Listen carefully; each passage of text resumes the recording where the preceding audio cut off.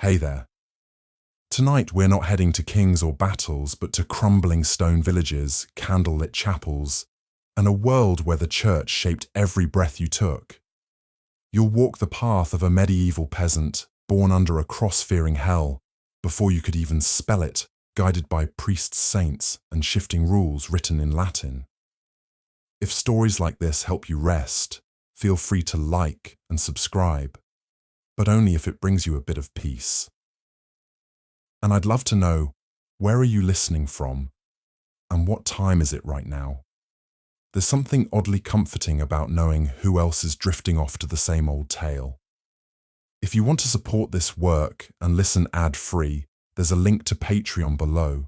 It helps keep the incense burning and the stories coming. Now, dim the lights, pull the blanket close, and let's begin with a baby, a priest, and a splash of holy water.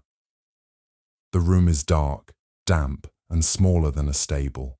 The air smells of soot sweat and something vaguely sour, a scent that clings to damp wool and tired skin.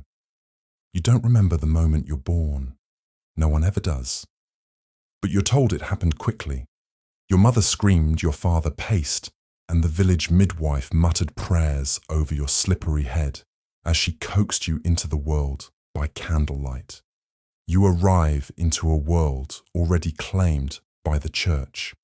Before your eyes can properly see, before your tiny mouth can form its first blasphemy, the priest is summoned.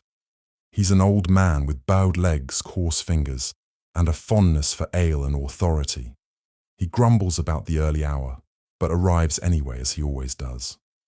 Your parents know the rules. Infants must be baptized as soon as possible. The soul, they say, must not spend a single day outside the grace of God. The threat of limbo hangs like fog over the thatched roof. Water is drawn cold, probably a bit dirty, and the priest traces the sign of the cross on your forehead. He mumbles Latin you don't understand and pours holy water over your scalp. It's more of a splash than a sprinkle. You cry. Everyone relaxes. That's a good sign. The priest declares, "Your soul now belongs to God." Your mother clutches you exhausted, while your father thanks the priest with a coin he can't afford to give. Just like that, you're no longer simply a child. You're a Catholic. The rite of baptism isn't optional in your world. It is the first ritual in a long string of obligations. The first link in the lifelong chain the church wraps around you. Link by link, ceremony by ceremony. Without baptism, you are nothing. Worse than nothing. You are unsaved, unprotected, unacceptable. Should you die unbaptized, even before you've had the chance to sin, you'd be sent to a place neither heaven nor hell. A theological waiting room where souls simply linger. No one understands limbo fully, but everyone fears it. And in a village, where death visits often and without warning from fever, famine, or the wrong mushroom, there's no room for uncertainty. So you're baptized before your mother can even walk across the room. Your soul is washed clean before you ever had the chance to dirty it. They even pick your name from the saint's calendar. You weren't going to be named after your grandfather, no matter what he thought.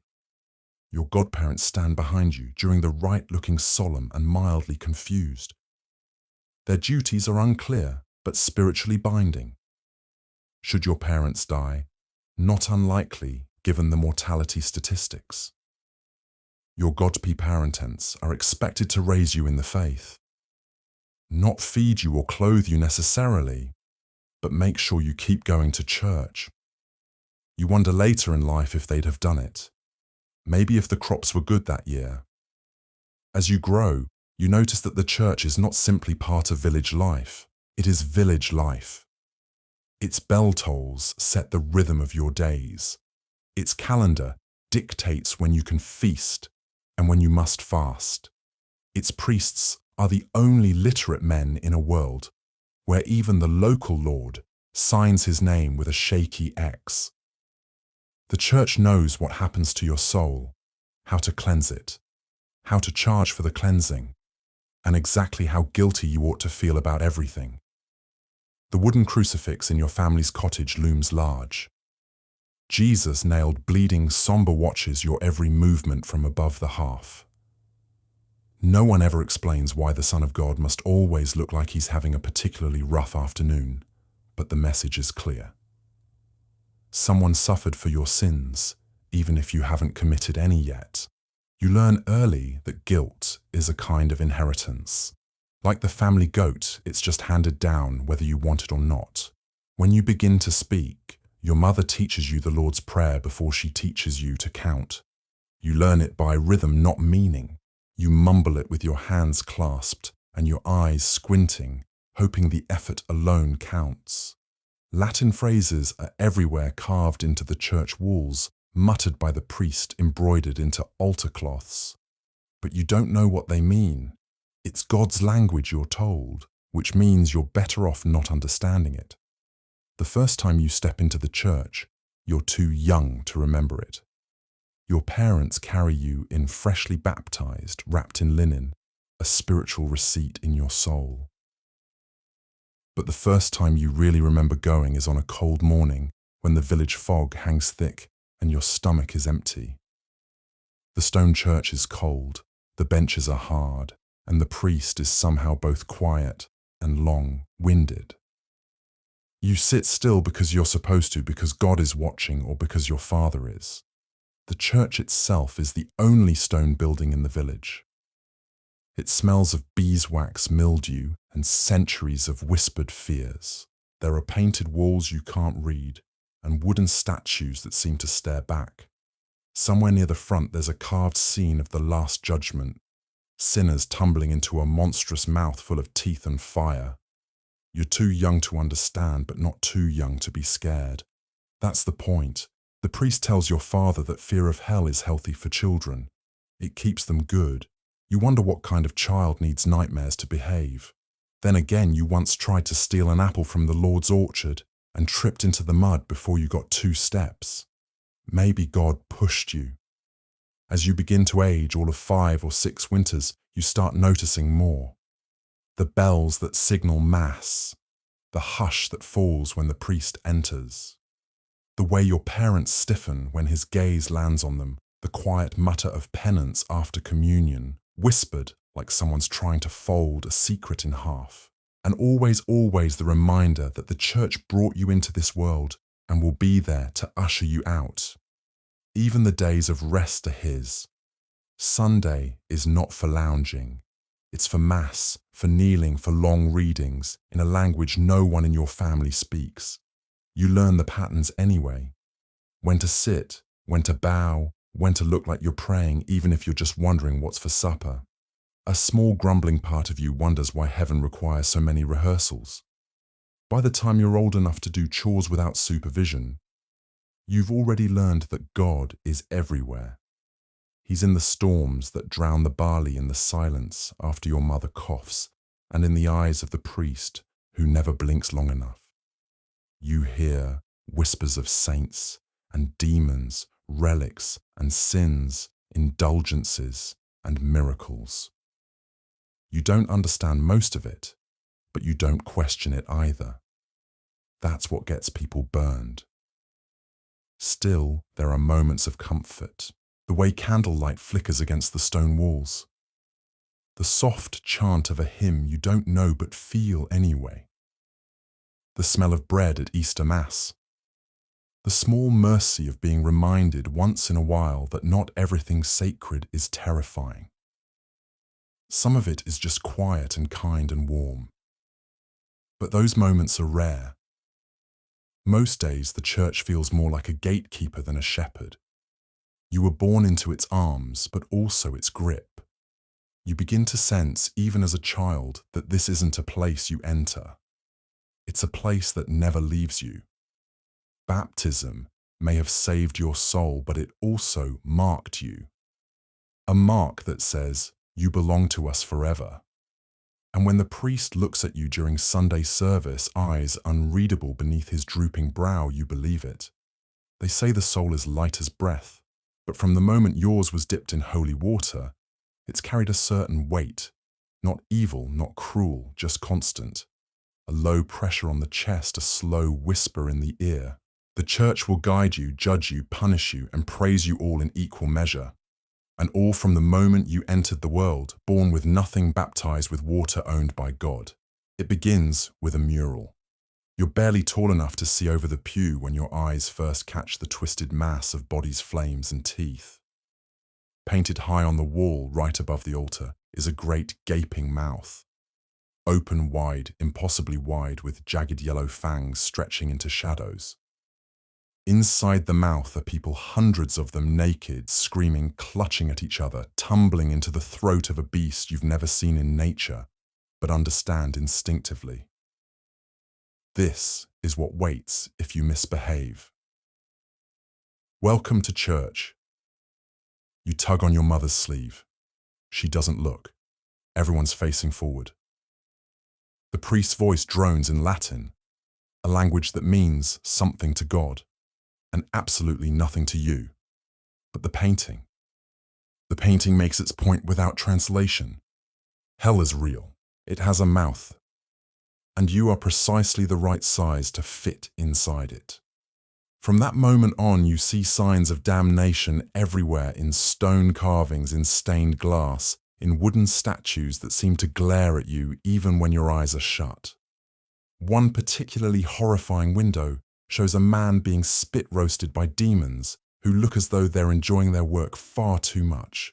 Another sculpture near the door shows a soul being weighed against a feather, with a scowling devil ready to pounce should things go poorly. You've never felt so heavy in your life. Fear, you quickly learn, is part of the service. Hell isn't just a place, and it's a presence, a looming possibility, a word that makes grown men flinch and children sleep with one eye open. The priest doesn't avoid the subject. In fact, he rather enjoys it. He preaches of it regularly, painting pictures with his voice that rival the fresco in detail. Fire that doesn't consume, pain that never ends, worms that feast forever, eternal suffering. All because you coveted your neighbor's goat or rolled your eyes at your mother's stew. You start keeping a mental list of your sins. It grows quickly. The church teaches that even thoughts can condemn you. A wicked idea, no matter how brief or harmless, stains the soul. So when you catch yourself daydreaming during Mass or muttering under your breath when you're told to scrub the floor again, you panic. You begin to confess things you're not even sure are sins, just to be safe. Once you admitted to feeling annoyed when your sister chewed too loudly. The priest raised an eyebrow and added an extra prayer just in case. Children in the village whisper about hell as though it's a neighbor who lives just beyond the woods. They share stories in low voices of glutton who are force-fed molten gold, of liars whose tongues are nailed to tables, of thieves who are buried alive in pits of ash. You aren't sure which stories come from Scripture and which from someone's older cousin, but it hardly matters. The images are sticky. They follow you into your sleep. And when you dream of fire. On feast days, mystery plays are performed in the village square. These are supposed to be educational, uplifting even, but somehow they always end with someone being dragged to hell by a man in red robes and a mask with horns. The devil in these plays is often the best actor. He struts, he grins, he sings.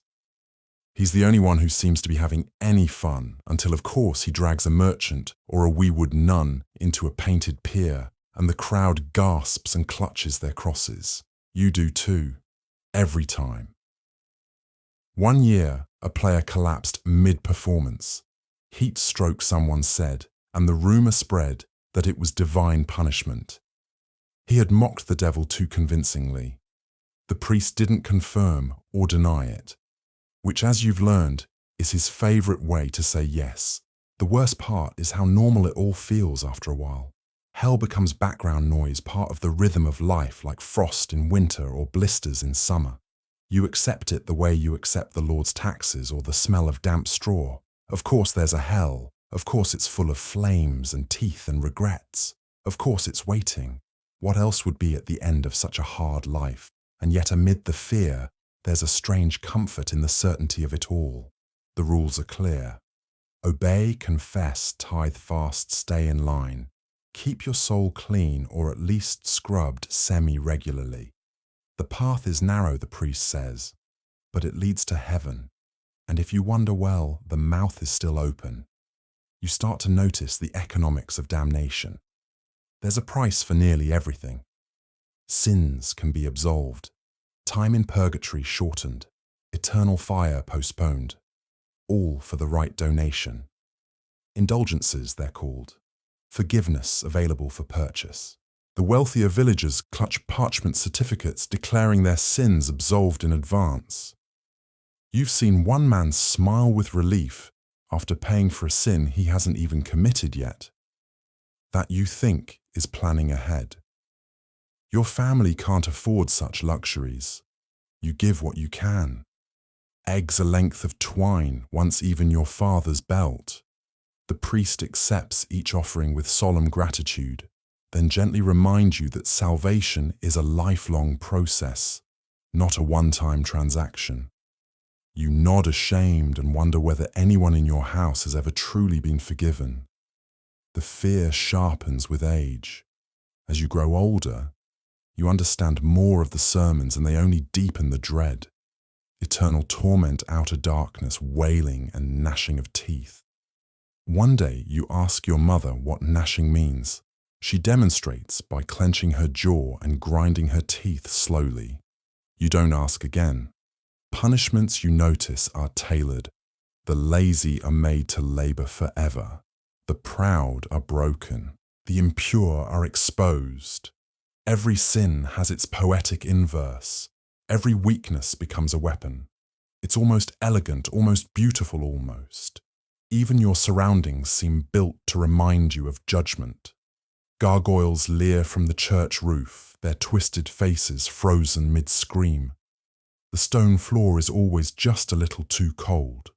The incense, sweet as it is, masks something older, a scent of wax and bone and centuries of confession. And then there's the painting. Always the painting.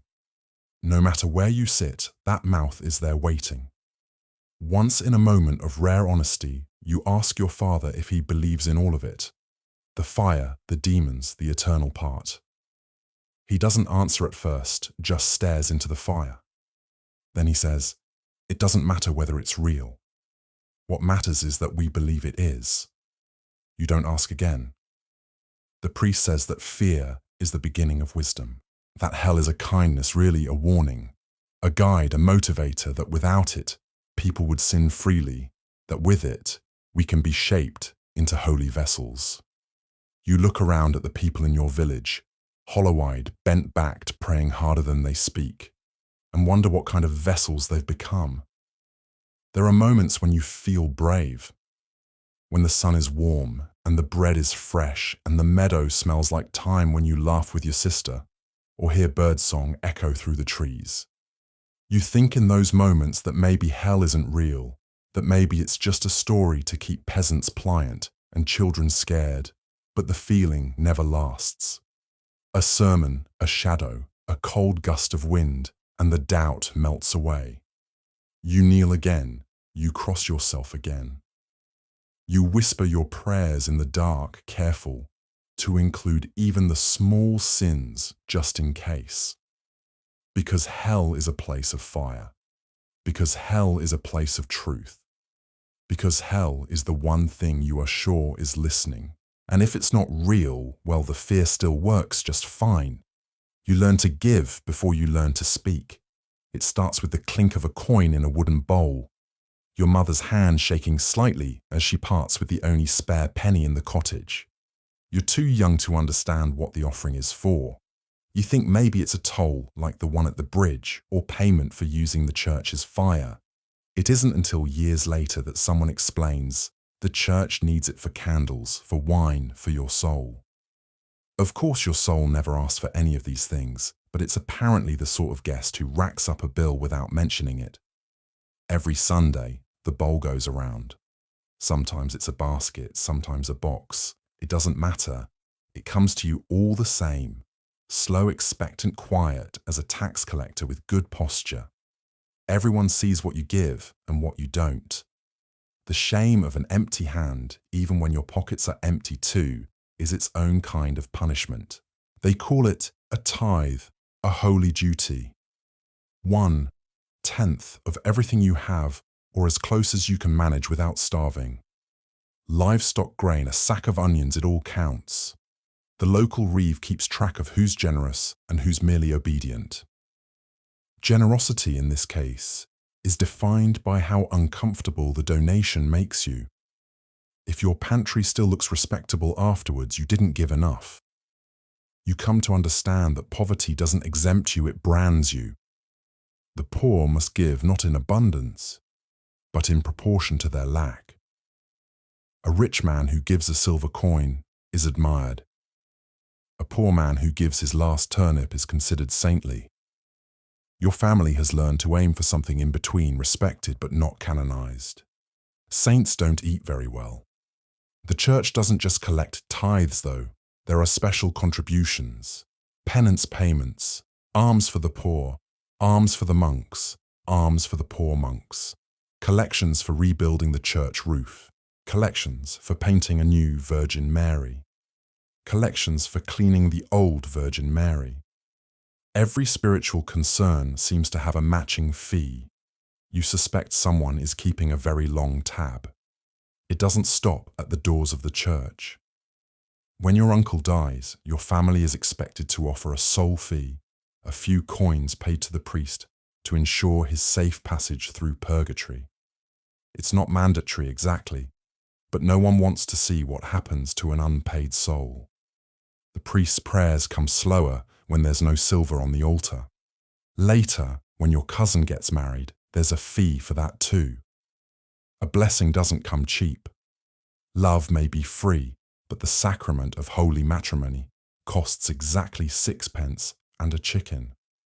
And then there are indulgences.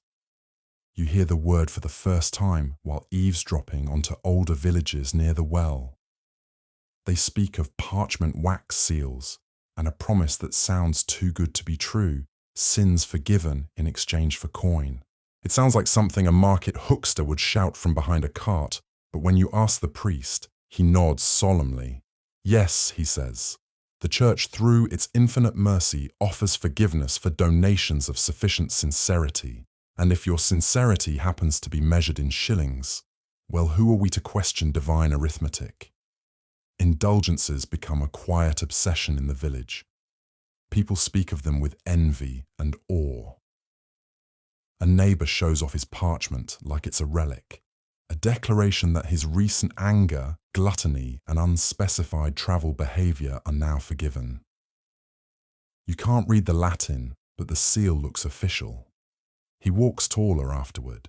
Your family cannot afford indulgences, but your father tries once after a particularly severe illness, one that leaves him pale and shaking for days.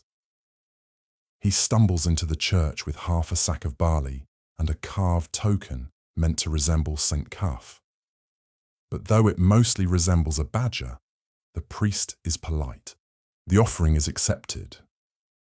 Your father says he feels lighter. He doesn't specify whether he means spiritually or because he gave away half his winter storage. You begin to grasp the logic. Guilt is a currency. Fear is an investment. And salvation is not unlike a transaction at the market. Everyone pays. The rich pay visibly. The poor pay painfully. The church also knows how to sweeten the deal. Once a friar comes to your village selling relics, a splinter of the true cross, a scrap of the Virgin's veil, a bone that may or may not have belonged to St. Peter's donkey. Each comes with a price. Each promises blessings. People gather to touch them, to kneel, to murmur prayers. One woman weeps openly while holding what she's told is a vial of Christ's breath. You're not sure how one bottles a breath, but no one dares ask. The friar leaves 3 days later with a full satchel and a fresh horse. Even children aren't spared. You're taught from a young age to give what you can. A small coin, a portion of your bread, an hour of labor sweeping the church steps. It's good for your soul. They say it builds character. And besides, you're lucky. Some children are given to the church permanently. There's a family in your village who gave up their 3rd son to the monastery. Couldn't feed him, couldn't keep him. Now he's clean fed and reportedly very good at Latin. His mother cries every feast day. His father never speaks of it. When you pass the monastery on the long walks, you glance at the walls and wonder if he thinks about the fields he left behind.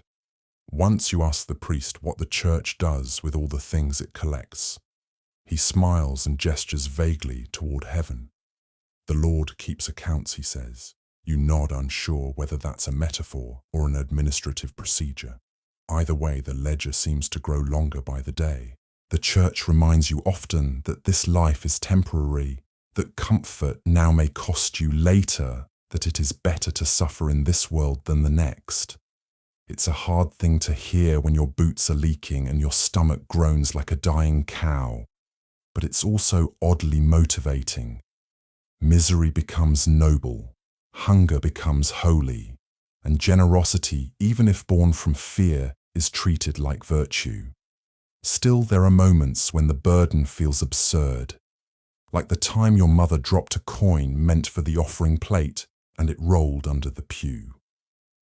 She spent the entire Mass on her knees, not in prayer, but trying to reach it without drawing attention.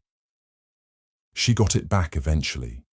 It was given polished with sleeve with a trembling hand and an apology.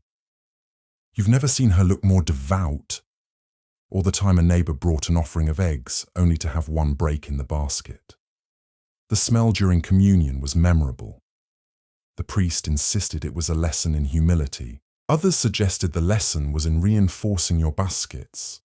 Another time, the village baker attempted to give loaves made from last year's flour.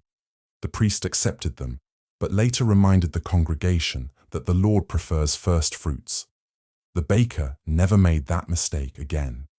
His next donation was fresh, soft, and notably missing from the shop shelves. There's humour in all of this, if only because the alternative is weeping. A sort of grim laughter shared among villagers who know the game is rigged but play it anyway. The church is the only path to salvation, and that path is lined with toll booths. You don't complain, you pay, you nod, you hope, because one day it will be your funeral. Your soul will hover uncertain, and someone will stand at the altar with a coin in hand, a last payment, a final bribe, and you'd like that person to have something to offer.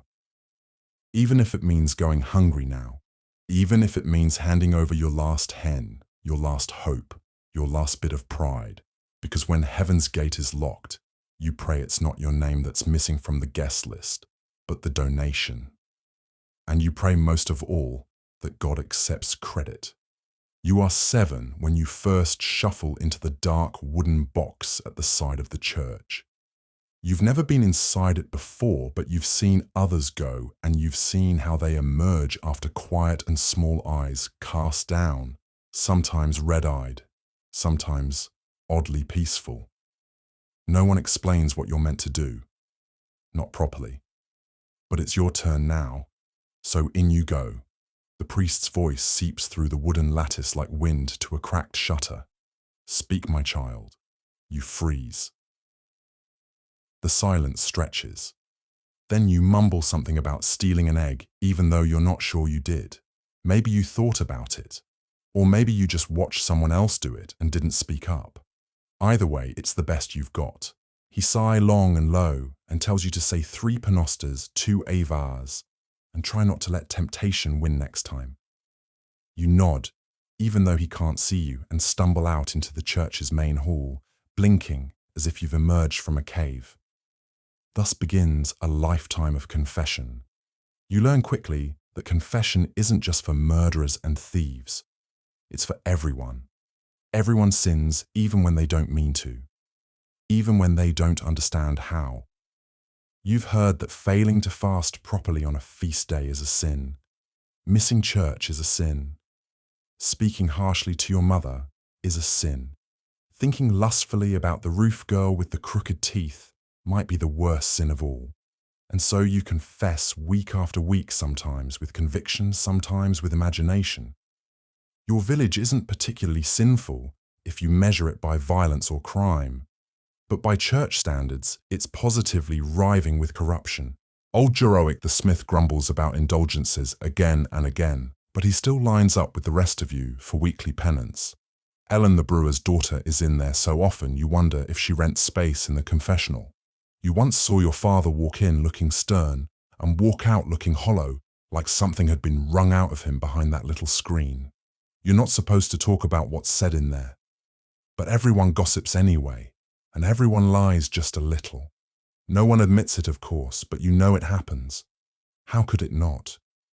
Who wants to admit to envying a neighbour's plough? Who wants to say aloud they touched themselves beneath the hay when they were supposed to be hauling water? You once tried to confess a dream. You weren't sure it was a sin, but it felt like one. The priest told you dreams don't count unless you enjoy them too much. You're still not sure what that means. By the time you're old enough to understand Latin phrases and church teachings, at least the ones the priest decides are fit for a peasant's ears, you realize that confession isn't really about telling your sins. It's about feeling them. Regret, shame, guilt. These are the tools with which your soul is chipped into shape. The priest is just the sculptor. Or perhaps more accurately, the man who collects the chisel marks and reports them back to God. The confessional itself becomes oddly comforting.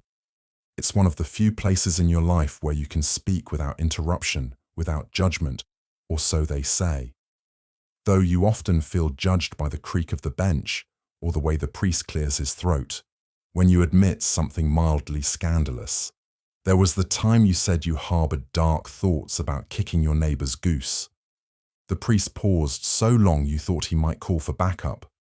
You begin to notice patterns. Some sins are met with a gentle nod and a quick penance. Pride, laziness, forgetting to say grace before supper. Others, like envy or impure thoughts, earn a slower voice, a more solemn tone, and sometimes a lecture. Anything to do with lust is treated as though it personally offended the Virgin Mary herself. And then there are the sins you didn't even know were sins until someone else got punished for them. Gossiping during Mass, using the Lord's name while chasing a runaway pig, missing a fast day because you didn't know it was a fast day. Each mistake is a reminder. The Church keeps the rule book, and it's updated regularly. Sometimes you run out of things to confess. It's a quiet week. No one's died. No one's fought. You haven't stolen or lusted or lied. And so you start inventing small things. You claim you were impatient with your sister. You muttered something rude about a local monk. Once you confessed to taking more than your share of pottage, even though you gave half to a dog with sad eyes. Better to confess something than nothing. Better to appear sinful than to risk appearing arrogant. That, too, is a sin. Over time, your relationship with confession becomes complicated. You wonder how the priest knows what sins are truly worthy of fear and which are merely frowned upon. You wonder what he does with all that knowledge. Does he forget it instantly, wiping it away like dust on a windowsill? Or does he store it, stacking each whispered guilt in neat little piles inside his mind? You know he's just a man. You've seen him nod off during homilies. You've seen his boots patched with leather like everyone else's. Once you saw him drinking ale behind the sacred cheeks pink and eyes glazed, and you wondered if he had someone to confess to. Sometimes the confessional smells of beeswax and incense. Other times it smells of sweat and damp wool. Always it smells like something old and private, like a place too used to secrets.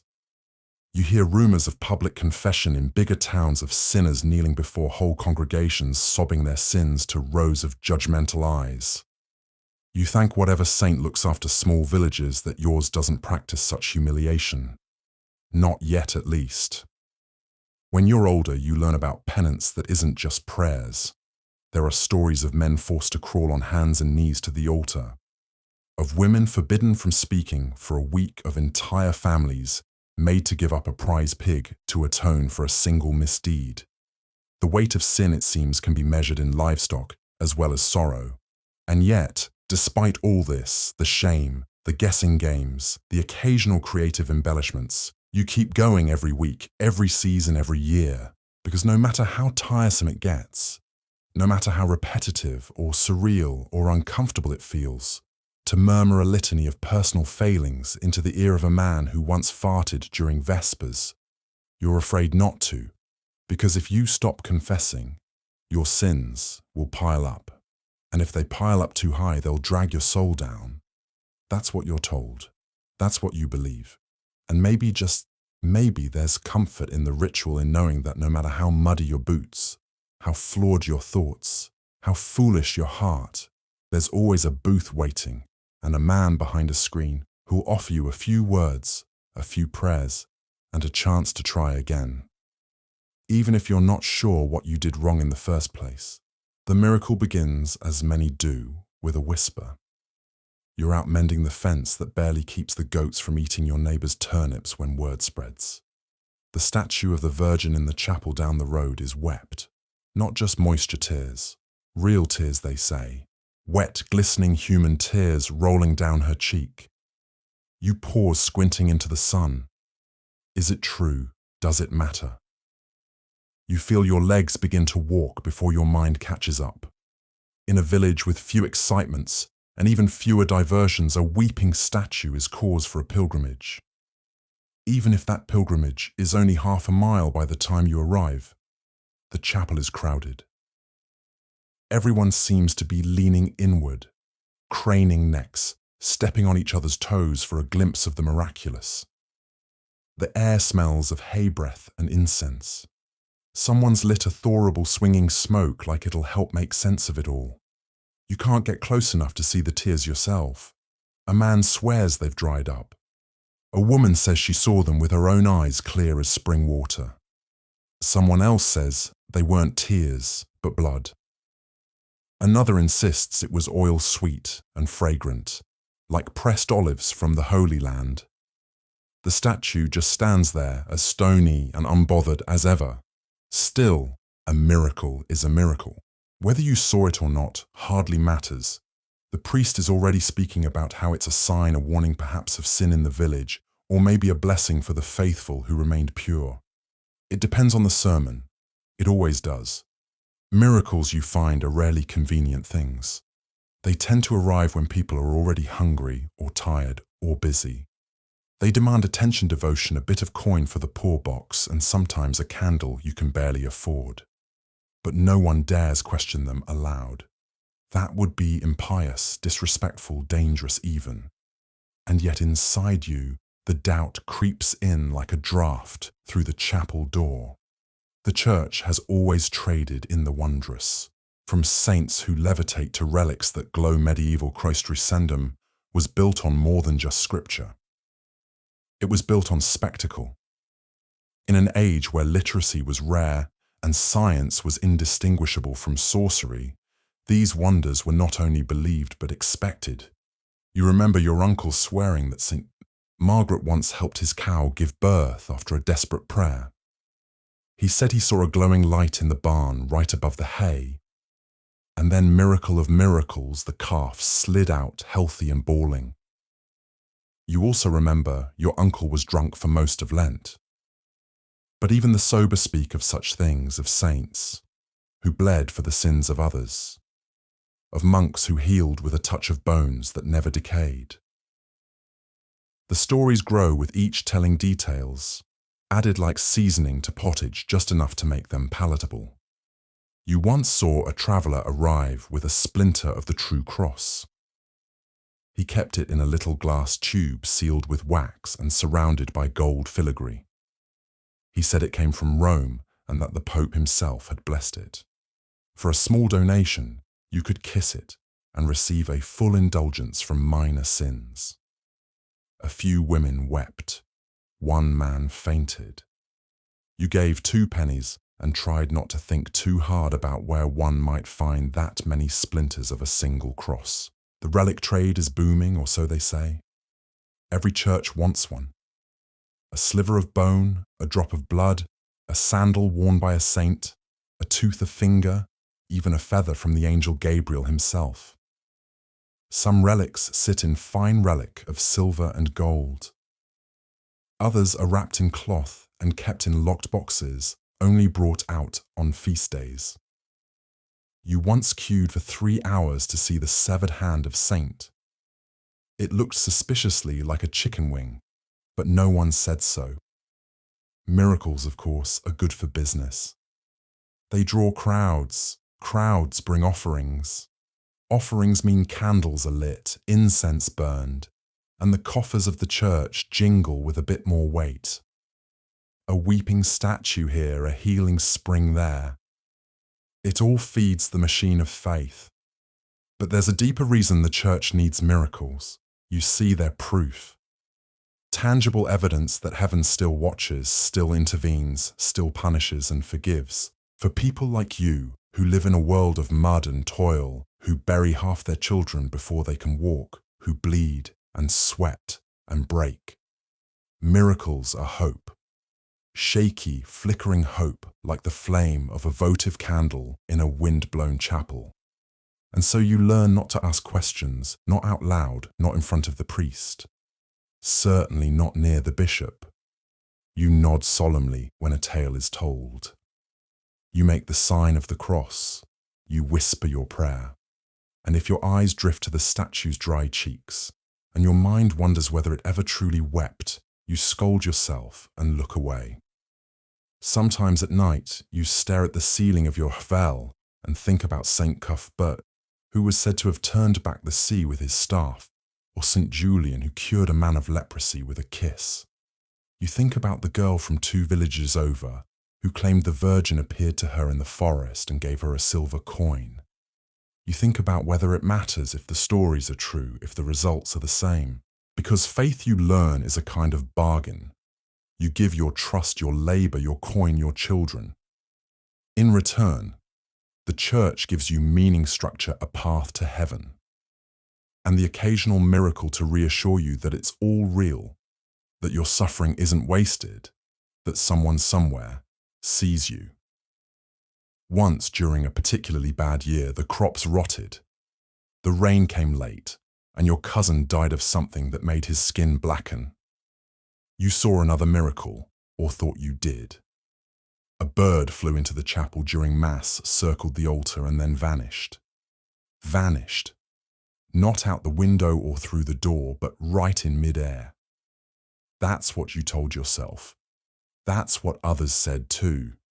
The priest claimed it was a sign from God. A good one, he said, and then he asked for donations. You gave a copper penny and a sideways glance. Later, while hauling water, you confessed to your neighbor that you weren't sure the bird vanished. Maybe it had flown into the rafters. Maybe you were imagining things. He didn't respond, just gave you a look, a very particular look, and you realized it was better to keep such thoughts to yourself. Not long after that same neighbor came down with a fever, his wife swore she saw St. Michael standing at the foot of his bed, sword drawn. He recovered slowly, but he recovered. Another miracle. You didn't say a word, because in the end, doubt is a quiet thing. It doesn't shout, doesn't argue. It just sits beside you unnoticed by most, like a tired dog at your feet. You may not feed it, but it's always there. And so you live with miracles. You nod and bow and cross yourself when they happen. You light your candles. You touch the relics. You listen to the tales of weeping statues, glowing bones, and saints who walk among the barley fields in the moonlight. You believe mostly enough to get by enough to sleep at night, Because even if the miracles are false, the hope they offer is real, and that you think might be miracle enough. You don't remember deciding to give your child to the church. Not exactly. There wasn't a moment with trumpets and candles where you handed him over like a loaf of bread on the altar. It was slower than that, like water creeping through a crack in the wall. It just happened.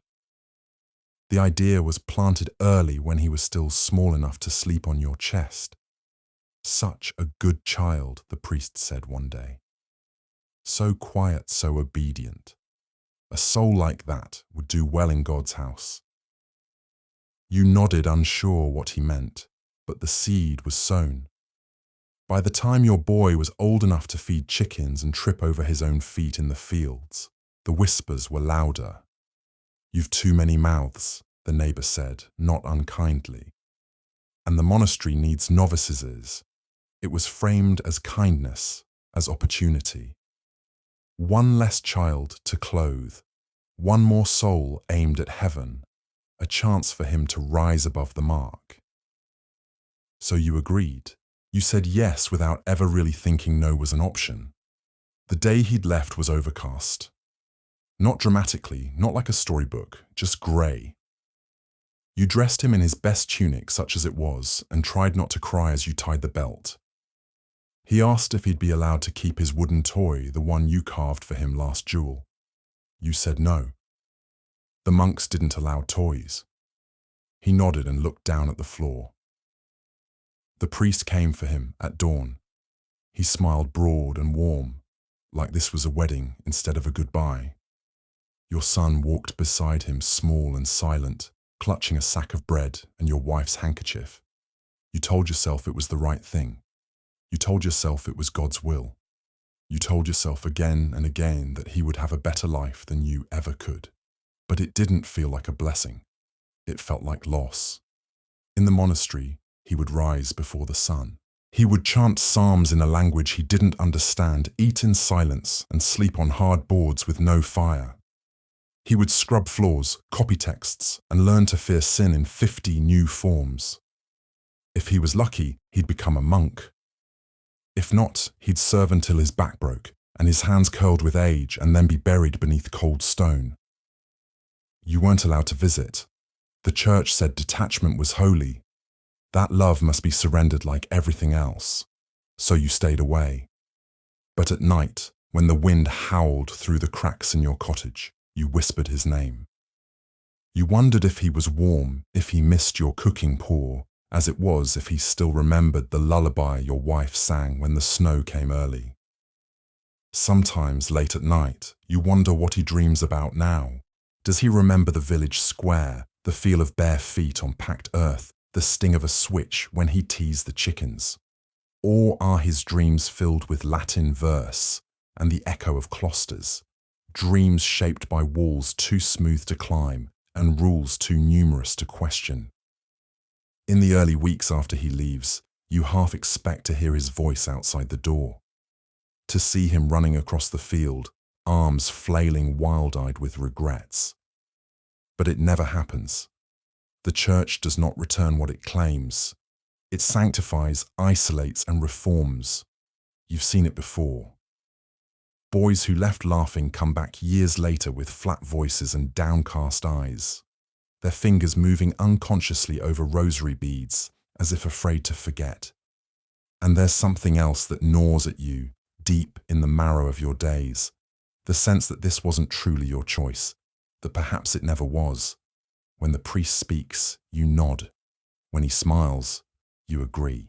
When he invokes God's will, you lower your gaze and fold your hands. Because the church doesn't need to force you with whips. It only needs to make you believe that saying no would be a sin. You begin to understand in the quiet hours how deeply this power runs. It's not just in the altar or the sermon. It's in the silence of every parent who lets go. It's in the hollow space at your table where a child used to sit and no one dares speak their name. It's in the way your wife folds that one extra tunic and then tucks it away, even though no one will wear it again. The priest visits a week later, smiling as always, speaking softly about God's mercy and how well your son has settled in. A natural, he says, obedient, curious. He seems pleased as if he's just acquired a new goat with excellent temperament. You nod and murmur a blessing and pretend it's enough. But a small part of you wants to ask, does he cry?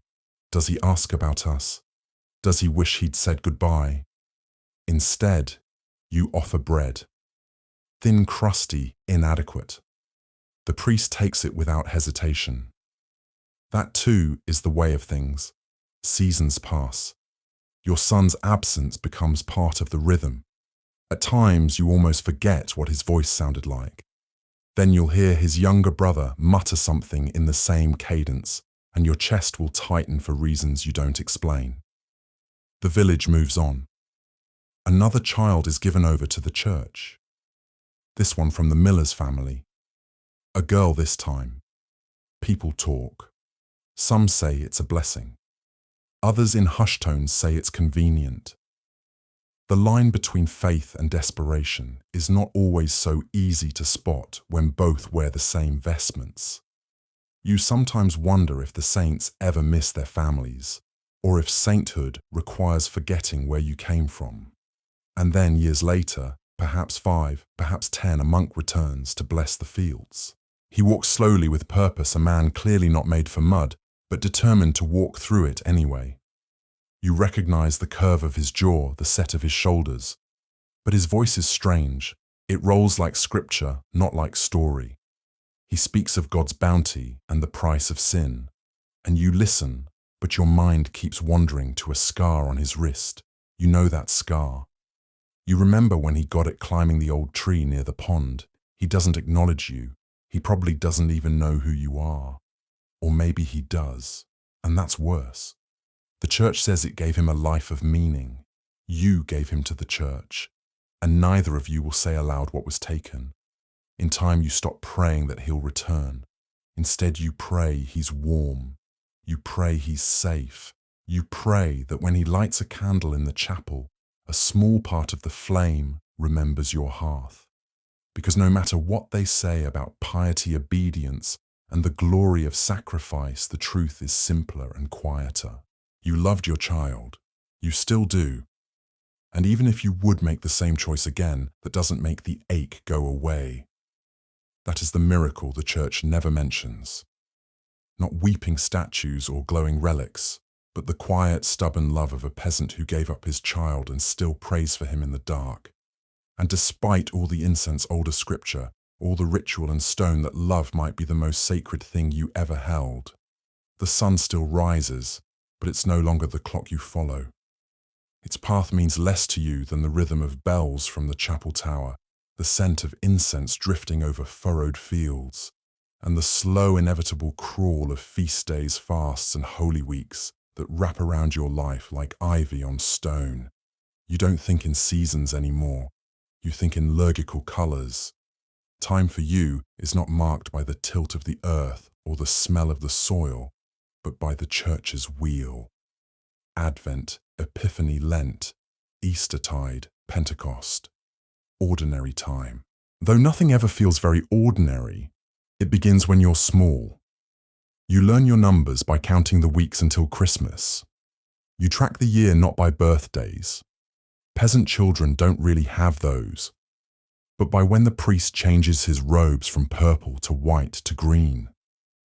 Your mother prepares for holidays by hoarding eggs and stretching flour, not because of the equinox, but because the calendar says it's time for joy or penance. Every day is named for something. A martyr who was boiled. A saint who stared at a wall for 20 years. Or a virgin who sang hymns until she was set on fire. You know these names by ear, not by book. You can't read, but you know when St. Swithin's Day has come, because that's when the sky opens up and doesn't stop raining for a month. Some days you're allowed meat, others only fish. Sometimes even fish is banned, and you chew hard bread with the reverence normally reserved for relics. If you forget which day is which, someone will remind you often loudly and with great enthusiasm, Lent is the worst. 40 days of fasting, fainting, and finding new ways to hate salted turnips. The church calls it purification. You call it involuntary gardening. No meat, no dairy, no fun.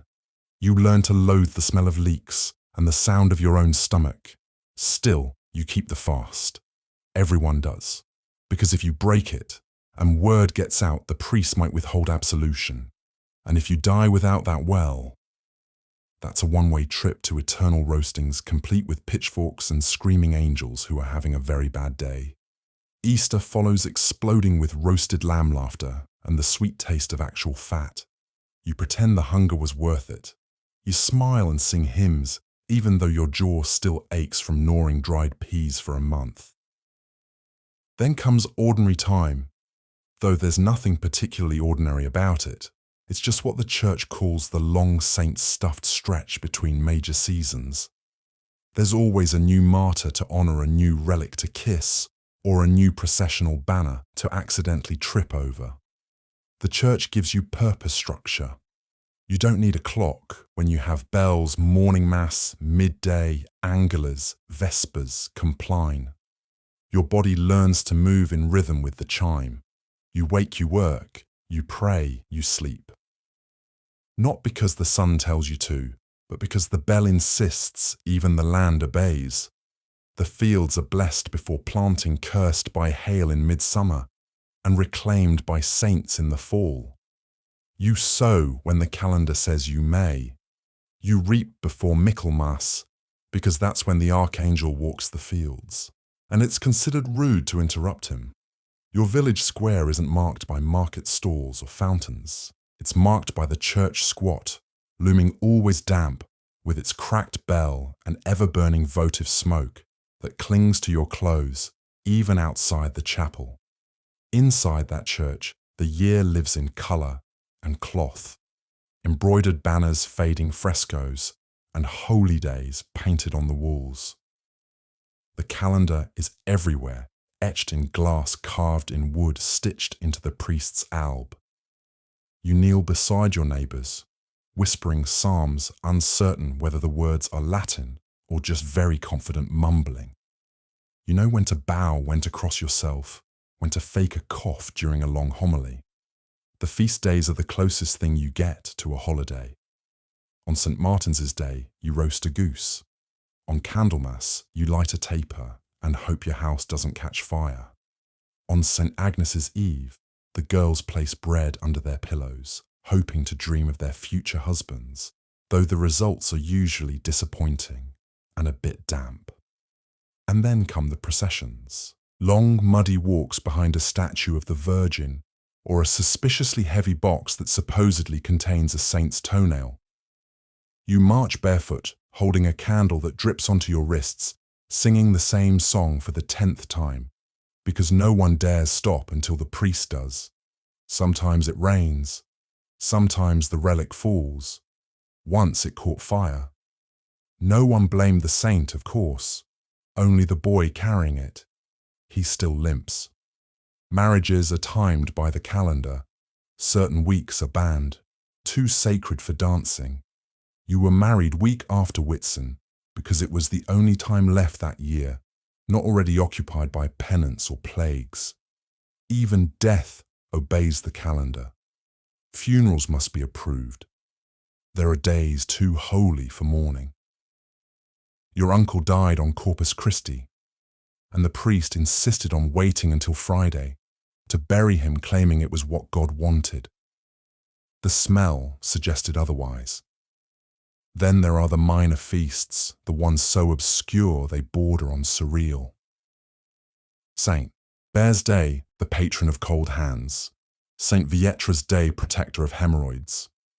You celebrate them all because it's not worth arguing, and because the villagers enjoy any excuse to light a candle and eat pie. You live like this because it's safer. To ignore the calendar is to risk your soul. To forget a fast is to risk a scolding. To celebrate on the wrong day is to invite whispered rumors and suspicious glances. The priest claims the calendar brings order. You suppose he's right. Without it, your life would just be mud hunger and the occasional bout of shingles. At least, now it's holy mud, sanctified hunger shingles with a feast day.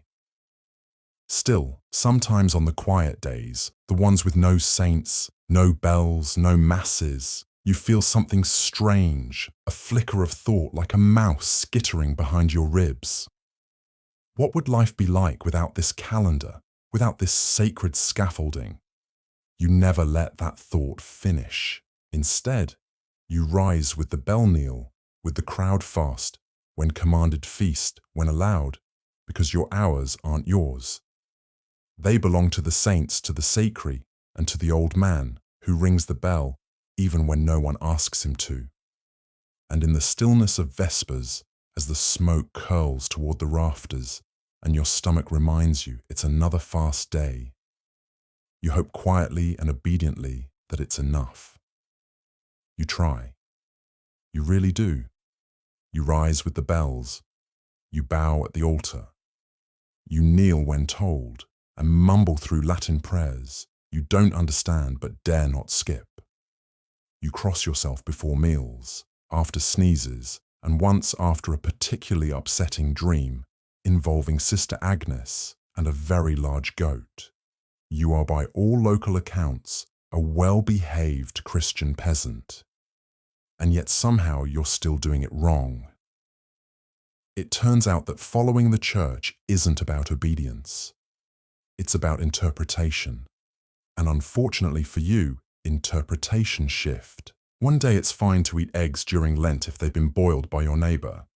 The next day, that's heresy, and you're now spiritually adjacent to a leper. You are in essence playing a game of eternal salvation where the rules change halfway through, and no one tells you. You remember being young, maybe 10 or 11, when you first noticed the discrepancy. Father Odo preached a homily about the importance of silent prayer. 2 weeks later, Father Elric visited from the abbey and barked at the entire congregation for not praying aloud. He called your village spiritually stagnant and left in a huff. The next day, Father Odo sheepishly explained that we were now to murmur, just enough for God to hear, but not enough to distract the saints. That kind of guidance is less than helpful. The church's position on sin isn't exactly a stationary target either. For most of your life, drinking ale was considered a necessary part of peasant survival. Ale was liquid bread safer than water and a minor comfort in a cold, uncaring world. But then came a travelling friar who declared that your daily pint was a gateway to gluttony and that laughter during meals was a form of pride. Pride, as you well know, leads directly to damnation. So now you sip ale with a frown and try not to chuckle when your cousin Jet drops his spoon into the stew pot again. Even your thoughts aren't safe. At first, sin was action-based. Don't steal, don't lie, don't stab your neighbour even if he's really quite stab-worthy. Then came the idea of intentionality. Now it's not just what you do, it's what you meant to do. That snide thought you had about the bishop's new hat. Sin. That moment of envy when a neighbouring villager's pig gave birth to 7 piglets and yours only managed to also sin. You begin to suspect that your brain is working against your soul. You confess these things, of course, weekly, if not more. But even that process has grown complicated. Some priests ask probing questions. Others nod silently, as if reading your sins telepathically through the screen. One priest asked you to confess in order of severity. Another preferred alphabetical. One even told you that sins committed in dreams still counted, which led to an uncomfortable discussion involving Sister Agnes again and a rather unfortunate butter churn. And then there's the matter of indulgences. At first, indulgences were a relief. You could pay a little coin or donate a chicken and receive spiritual credit like tipping your way out of purgatory. But over time, indulgences became a sort of ecclesiastical marketplace. The church offered them for pilgrimages, for relic donations, even for attending specific masses. You begin to wonder if heaven has a point system, and if so, whether you've accidentally joined the wrong rewards club. What worse is that different priests tell different stories. Some say purgatory is like a long, smoky waiting room. Others say it's worse than hell because you know relief is coming, just not when you once asked how long a single sin could trap you there. The priest answered, 1,000 years, maybe more, maybe less. God's time is not our time. Comforting. Your neighbor, old Efred, swears he knew a man who returned from the dead after 10 days in purgatory. He came back with a message, don't eat cheese on Wednesdays. That was it. Just that. The priest refused to validate this vision, but now no one eats cheese midweek. You don't either, just in case. The church also seems to rotate its focus every few years. For a while, gluttony was the enemy. Then it was vanity. Cue a rash of sermon-fueled mirror smashing. Then envy sloth, and finally rough. You actually liked rough sermons. They felt oddly cathartic, but now the priests seem to be circling back to gluttony again, and you're starting to feel personally targeted. Occasionally, the higher-ups host councils, enormous meetings where bishops debate the mysteries of heaven with the enthusiasm of men fighting over spoiled milk. After each council, new decrees trickle down. Suddenly, one type of bread is holier than another. Incense must swing left to right. Now St. Philomena is no longer a saint. The fasting hours change again, and woe betide the peasant who doesn't get the update. You once fasted incorrectly during Lent because your village hadn't yet heard about the latest modification from Rome. The priest forgave you eventually, but not before suggesting that next time you listen more carefully to the wind, which is not a viable strategy. Heresy is also a moving target. One year, a local woman is praised for her piety because she weeps during Mass. The next year, she's called into question for performative holiness and forced to do penance barefoot through a village. A man was once effonjagged for owning too many books, not because of the content, but because he was a peasant and books breed questions. You don't even know how to read, but now you're suspicious of anyone who does. And don't get started on saints. Some are removed, others are added. Their feast days appear vanish or merge. You once celebrated St. Gerbert's Day, only to learn later he never existed. The whole village had lit candles for a man who turned out to be a mistranslation of the man who may or may not have been real. You still feel mildly betrayed. You try to keep up. You really do. But it's exhausting. The older you get, the more you notice the contradictions. And the more you learn to stop noticing them. You make peace with the absurdities. You nod when the priest contradicts last week's sermon. You memorize the correct posture for the new Mass version. Even though the old one is still scratched into the pews, you don't question anymore. Because the only thing worse than getting it wrong is being seen questioning the system that says what right even is. So, you hold your tongue. You give what's asked. You adjust and adjust again. The path to heaven may be narrow, but it's also winding, overgrown, and full of signs pointing in different directions. And when someone, a child, a new villager, even yourself asks why, you shrug. You don't know. You just do as the bell says, because at the end of the day, the church may change its rules, but the final exam stays the same, and you'd rather be over-prepared than surprised. You have always known that in your world, wealth is measured not just in coins, but in contributions to the church. From a young age, you learned that every stray coin, every humble offering, every tired labor paid in kind, builds something far greater than a simple meal or a better pair of boots. It builds monuments, grand cathedrals, towering spires, intricately stained glass windows, structures that soar over the village, unattainable, and awe-inspiring symbols of the church's might and the promise of salvation. Yet, for you and the common folk, these colossal creations remain forever out of reach. They are meant for kings, for the exalted few. For you, they remain distant dreams etched in stone and gold. Every week at Mass, you watch as the collection bowl is passed along, its surface worn and dented from years of offerings. You put in what little you have, a coin here, a scrap of food there. The priest gives a nod of approval, and the bag grows heavier, day by day. In those moments you feel both pride and loss. Pride because you are contributing to something that promises eternal glory.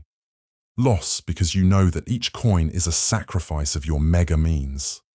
It's the cost of faith, and you pay it faithfully. The church uses these donations to build marvelous structures, cathedrals and chapels of unimaginable scale. You hear of them in hushed tones at the local tavern, or on the long dusty roads where traders speak of cities with soaring spires and stained glass that colors the sky in hues not seen on your modest horizon. These monuments are not built for you. They are built for an ideal, a vision of heaven on earth where the glory of God is manifested in the brilliance of architecture and art. And yet, every time you hand over your coin, you cannot help but feel that your contribution, as humble as it is part of that grand design. You have seen the imposing silhouette of a cathedral in a town far beyond your own, a structure so vast that its shadow falls across entire villages. The walls of that cathedral are said to be adorned with intricate carvings depicting angels, demons, and scenes from biblical history. Every detail is designed to overwhelm, to fill the viewer with both wonder and a deep abiding humility. Though you know your own village church is modest, its pews creak, its windows are small, its stained glass often more chipped than colourful, you cannot help but marvel at the possibility. You offer your coins not only because you must, but because you believe that in time, your modest offerings contribute to something greater than yourself. Yet despite this grand promise, the monuments remain forever beyond your reach. You never step inside that vast cathedral. Its doors are always closed, guarded by centuries of tradition, and the unyielding presence of wealth you can only dream of matching. The church builds these monuments not as open houses for every soul, but as places of pilgrimage for the faithful. Places to be admired from afar, revered as symbols of divine power and human aspiration. The money you contribute fuels this construction, but the very nature of it keeps you out. The cathedrals are for those deemed worthy, for those whose names are inscribed in the annals of history by virtue of their status, and you, a humble peasant, are meant only to admire them from the shadows. Sometimes you catch a glimpse of one of these grand cathedrals rising in a distant town. Its soaring spires pierce the sky, its bells echoing like the heartbeat of a mighty force. You walk along the dirt roads, feeling the weight of each step, knowing that every inch of that edifice represents a sum of donations many times larger than what you've ever managed to give. It's a monument not only to faith, but to the stark divide between the haves and the have-nots. The very structure is a testament to the power of the church, a power that collects the small hopes of the common folk and transforms them into something majestic and immovable. In the dim light of early morning, you recall how your father once spoke of these great constructions. He told you that when a man gives what little he has to the church, he is not simply donating money. He is investing in the eternal. That every coin is a seed, and in time that seed will grow into a towering testament to devotion. Yet in the same breath, he warned that the church's monuments are also a reminder of the vast gulf between those who give and those who build. It is said that while the church's spires reach toward the heavens, the souls of the poor remain trapped in the mud. You understand this on a level that defies explanation. A quiet resignation that no matter how many coins you offer, the doors of the grand cathedrals will never swing wide enough for you. Every donation, every whispered prayer over a coin dropped into a wooden cup feeds into this cycle. The church collects builds and then guards its treasures. Jealously behind thick stone walls, these structures adorned with gold leaf and intricate sculptures become symbols of divine favor. Yet as you watch from afar, you realize that the very splendor is also a chain binding the common folk to a system that values wealth and obedience over genuine fellowship. Sometimes you wonder if the church builds these monuments not solely to honor God, but to keep the people in line. A towering cathedral, majestic and inaccessible, reminds you that while you may work the land and pay your tithe, you are forever a subject not of a king, but of an institution, one that for all its miracles remains distant and unyielding. You see it in the way the priest speaks his voice, calm and measured, as though every word is designed to reassure those who dare not dream of more. And yet there is a strange comfort in the tradition. The church calendar marks the days in a way that creates order out of chaos. Even if its grand monuments are forever beyond your grasp, the structure it provides is a constant in a world full of uncertainty. You know when Lent begins. You know exactly how many days until Easter. You understand the solemn importance of feast days, even if you cannot partake fully because your stomach is too often empty. The rhythm of sacred time is as real to you as the changing of the seasons, though it obeys a different logic. You attend Mass not just for salvation, but for the assurance that time is on your side. The bell tolls, and its sound is a reminder that you belong to something larger. That though your coin is small, it is part of a grand, unending ledger that stretches into eternity. The church builds its monuments, not only on stone and gold, but on the invisible architecture of belief, the trust that even the smallest offering matters. In your daily life, you see the contrast.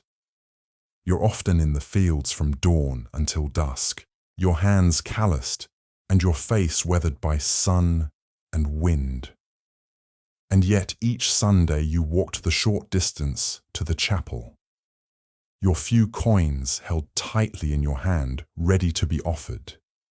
You understand that your labor and your money build not just your own sustenance, but contribute to the eternal. It is a bittersweet bargain. You give, and in return you receive nothing tangible in your lifetime. The grand structures of the church rise far above you, their doors sealed to all but the highest ranks, while you continue to live under the same open sky. The vast, looming cathedrals that you see in distant towns are both a promise and a prison. They promise a connection to something divine, a glimpse of everlasting glory.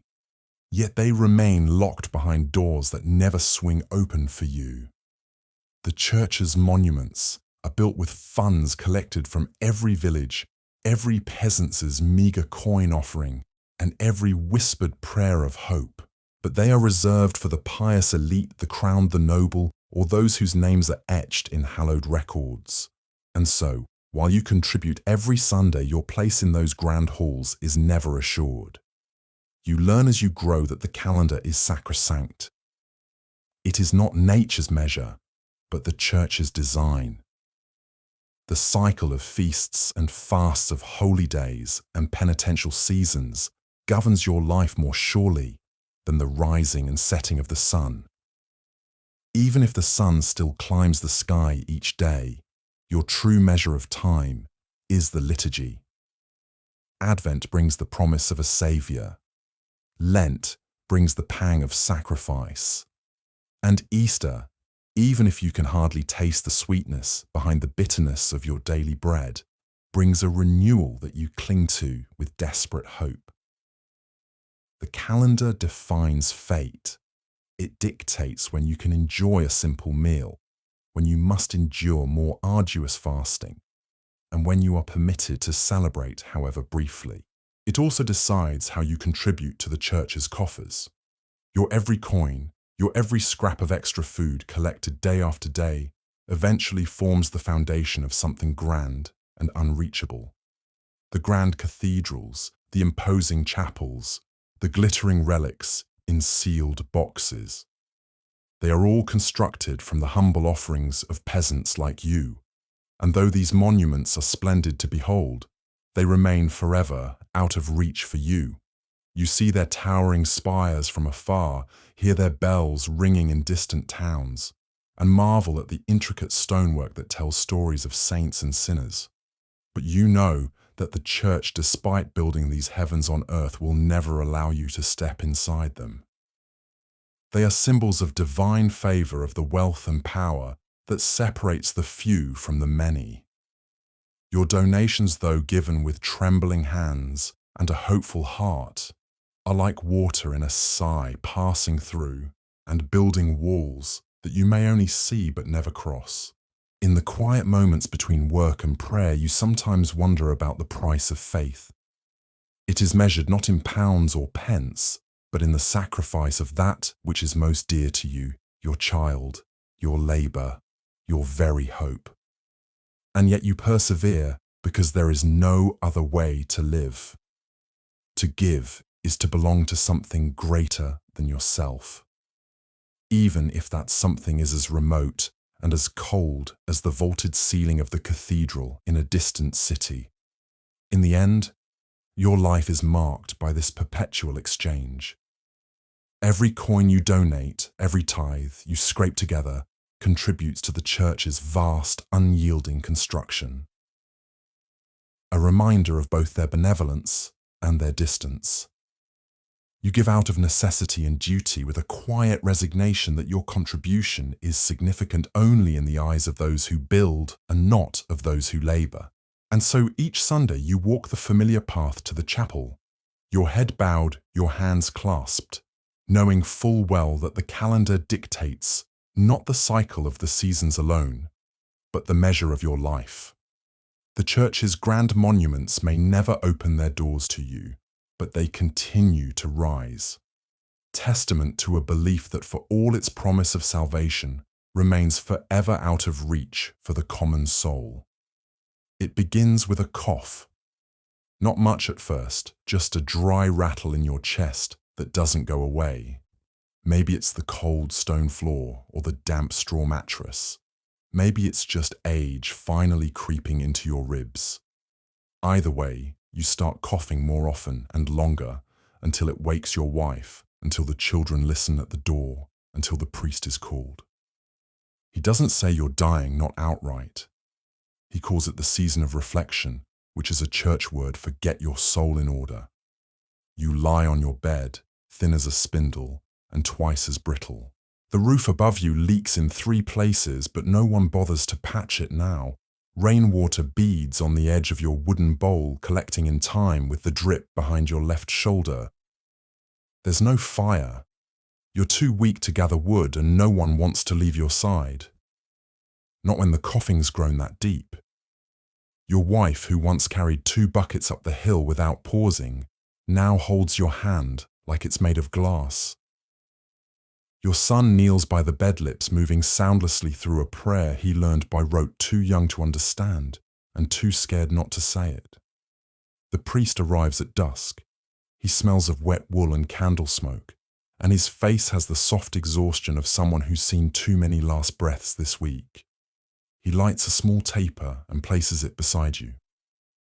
The candlelight flickers against the wall, dancing across the soot stains and cobwebs like a final benediction. It's time for the last rites. He begins with the litany of saints. You try to mouth the names, but your tongue doesn't keep up. Augustine Benedict, Agnes, Lawrence, Cecilia. You recognize them like distant cousins at a feast. Vaguely familiar, deeply out of reach. He anoints your forehead, your hands, your chest. The oil smells like bitter herbs. He murmurs Latin words meant to open the gates of heaven. You focus hard, hoping God is listening and that he's not in one of his more vengeful moods. Outside, the village goes on. A cow moans somewhere. A child cries. Someone's hammering a cartwheel with unnecessary enthusiasm. Life continues just far enough away that it hurts. The priest offers you a crucifix. You clutch it like a lifeline. Knuckles white against the worn wood.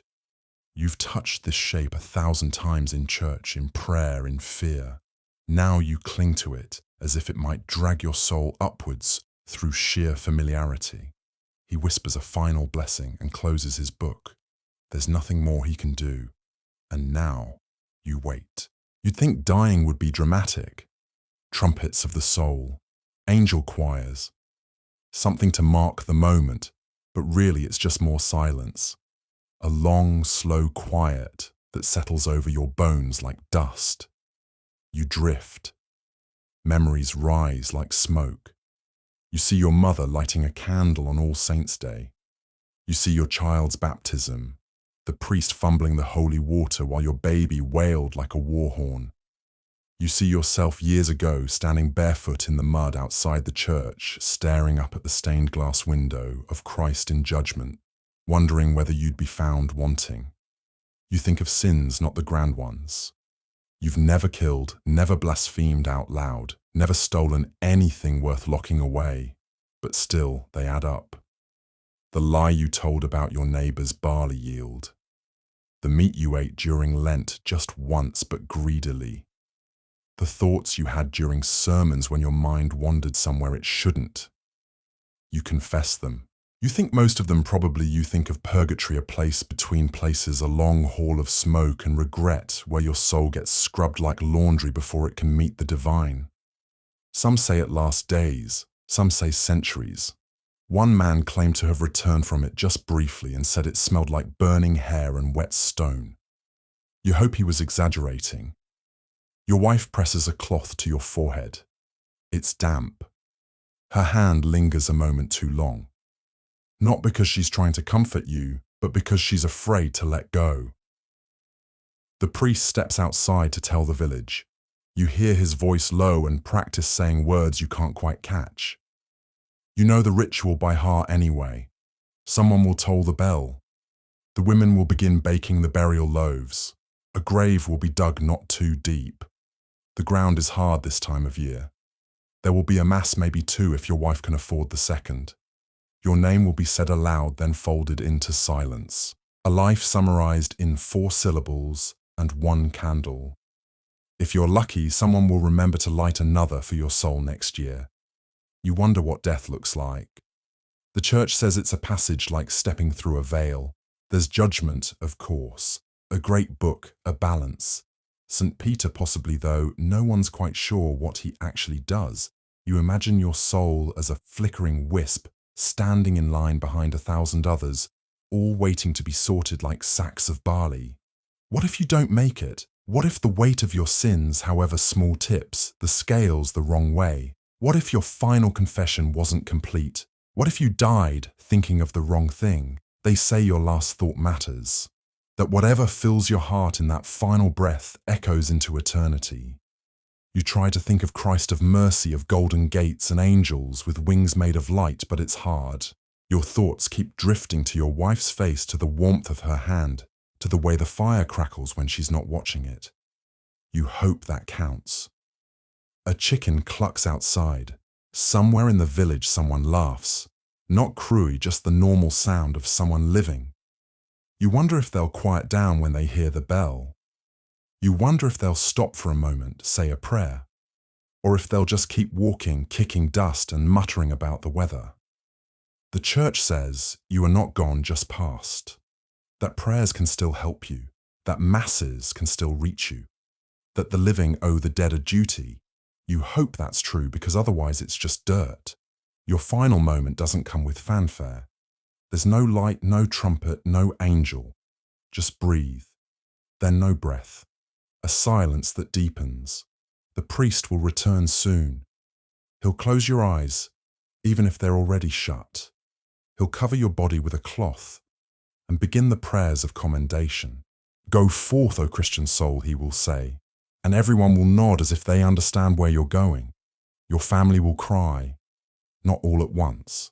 Some tears are delayed. Your youngest might not cry until the burial when they see the hole in the earth. You'll be buried with a cross, a simple wooden one. There's no money for stone. Maybe someone will mark it with a name, maybe just a carved X. In time, grass will grow over it. Children will run across the hill. Some might step right over you without knowing. You don't mind, because deep down, you've done what you could. You lived quietly. You obeyed the bells. You feared the right things. You hoped, even when it felt silly, that it all meant something. And in your final moment, when everything else fell away, you held the cross and whispered the only words you knew for sure. You knew for sure. You knew for sure. You knew for sure. You knew for sure. You knew for sure. You knew for sure. You knew for sure. You knew for sure.